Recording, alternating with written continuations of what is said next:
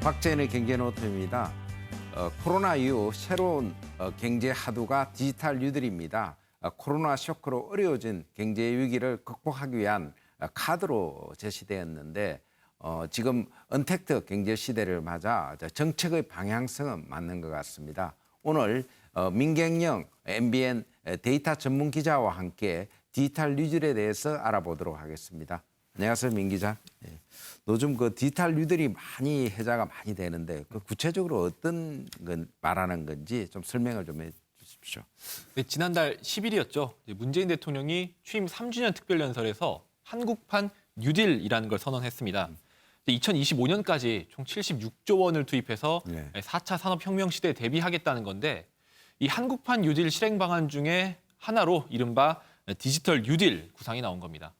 세부적으로 보면 DNA라고 하죠. 데이터, 네트워크, AI 생태계를 강화하고 디지털 포용 및 안전망을 구축하고 비대면 산업을 육성하고 사회 간접 자본을 디지털화한다는 등 이제 4개의 큰 목표로 이루어져 있는데 올해만 추경을 통해서 2조 7천억 원이 이 디지털 뉴딜을 위해 편성됩니다. 특히 주무부처인 과학기술정보통신부가 전체 추경액의 31%인 8,324억 원을 이 디지털 뉴딜에 투입하기로 했는데요. 이를 통해 일자리를 창출하고 침체기에 접어든 한국 경제에 새로운 먹거리를 제시하겠다는 큰 계획입니다. 그 가운데 AI 학습용 데이터 사업 그쪽이 굉장히 비중이 높은 것 같은데 그걸 좀 설명을 좀 해주실래요? 네, 말씀드린 이제 과학기술정보통신부가 올해 디지털 뉴딜 예산 중에 무려 35%, 그러니까 3천억 원 정도를 이 AI 학습용 데이터 구축 사업에 사용하기로 했습니다. 이제 AI를 고도화하기 위해서는 필수적으로 학습용 빅데이터라는 게 필요하지 않습니까? 이 학습용 빅데이터를 국가 차원에서 확보해서 필요 기업에게 무상으로 이제 제공을 하겠다는 계획인데요. 이를 위해서 한국정보화진흥원이 얼마 전 AI 학습 데이터 구축 사업에 참가할 업체를 공개 모집을 했는데 여기서 이제 지난해 문을 연 민간 최초의 데이터 거래소 KDX 한국 데이터 거래소가 1등으로 선정이 됐습니다. KDX는 종합편성 채널 MBN 등 매경미디어 그룹이 보유한 각종 영상 데이터를 이 한국정보화진흥원에 제공할 예정인데요. 올해 말까지 1,630시간 분량의 원천 동영상을 활용해서 18만 개 클립으로 구성된 학습 데이터를 구축한다는 계획입니다. 뭐 조금 다른 이야기이기는 한데 최근 이제 여야 정치권에서 데이터청 설립에 대한 논의가 굉장히 많이 되고 있는데 그게 대해서 조금 정리해서 좀 설명을 좀 해주세요. 이제 정부가 디지털 뉴딜을 선언을 하면서 이제 4차 산업혁명의 바람이 정치권에도 조금씩 부는 듯한 모양이 보이고 있습니다. 김종인 미래통합당 비대위원장이 지난 4일 데이터청 설립을 공개 제안한 건데요. 이미 뭐 더불어민주당에서도 이광재 의원을 중심으로 데이터청 설립을 논의하고 있었고요. 각종 현안에 항상 이제 대립각을 여야가 세우고 있었는데 간만에 이제 한 목소리를 내는 듯한 모습입니다. 이 데이터청 설립 논의가 이제 어떻게 나왔는지 한번 살펴봤는데 아무래도 이제 현재 데이터들이 공공기관하고 민간에 너무 이제 흩어져 있다 보니까 종합적인 관리가 되지 않을 뿐더러 뭐 이렇게 활용 자체도 좀 이제 낮아지는 이런 모습을 보였기 때문에 이 데이터를 통합적으로 관리하고 이 데이터 정책, 국가적인 데이터 정책을 총괄하는 정부 조직이 필요하다라는 문제의식에서 이 데이터청 설립 논의가 나왔습니다.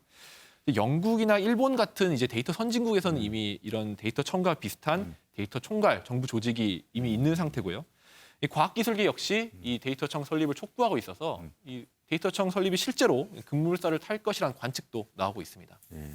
그래서 뭐 데이터를 이 관리하는 어떤 컨트롤 타워 같은 조직이 뭐 필요한 데는 공감이 많이 하고는 있는데 또 일각에서는 이 데이터청 신설을 두고 조심스러운 걱정스러운 그런 또 목소리도 좀 있는 것 같은데. 네, 이제 가장 먼저 나오는 우려가 데이터청이라고 하니까 청 단위 조직이지 않습니까? 네. 이 데이터청이라고 하면은 이제 어떤 특정 부처 아래 부처 산하의 조직으로 되는 건데 이 청 단위 조직이 국가 전체 데이터 정책을 총괄할 수 있겠냐는 우려입니다. 보통 청 조직이 말씀드린 대로 이제 부처 산하 조직이다 보니까 국가 전체적인 권한을 행사하기는 좀 어렵다는 우려인데요. 때문에 대통령 직속기구나 위원회 같은 독립기구로 만들어야 된다는 의견이 나오고 있습니다.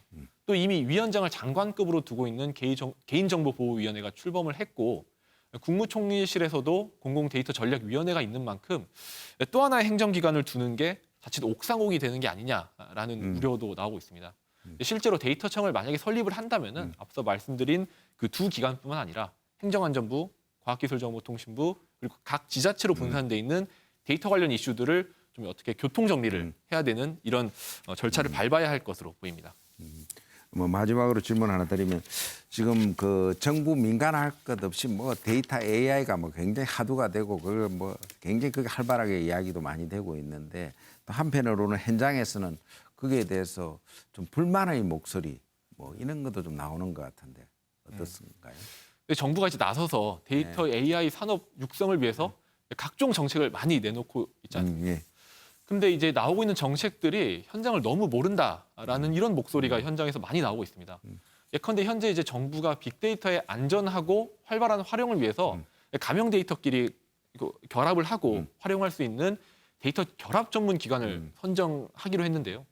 저희 이제 금융위원회에서는 공공기관 위주로 하고 행정안전부와 과학기술정보통신부에서는 이 결합 전문 기관을 민간 기관에게도 개방을 하겠다 이렇게 밝혔는데 문제는 이제 가명 데이터 중에서 이제 꼭 필요한 데이터인 뭐 카드 사용 데이터라든지 뭐 이런 금융 데이터, 그러니까 신용정보법에 영향을 받는 데이터들은 금융위원회에서 선정한 그러니까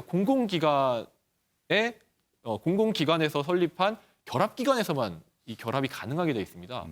그럼 이렇게 되면은 뭐 경쟁과 발전을 위해서 민간에게도 이 결합기관을 개방을 한다. 이렇게 개방을 한 의미가 없어지게 되는 거죠. 안쪽짜리가 될 수. 그렇죠. 이렇듯 이제 법령이 너무 지나치게 엄격하거나 규정이 모호해서 데이터를 활용하려는 기업들이 좀 위축되는 상황이 자주 발생을 하고 있습니다, 현장에서. 네.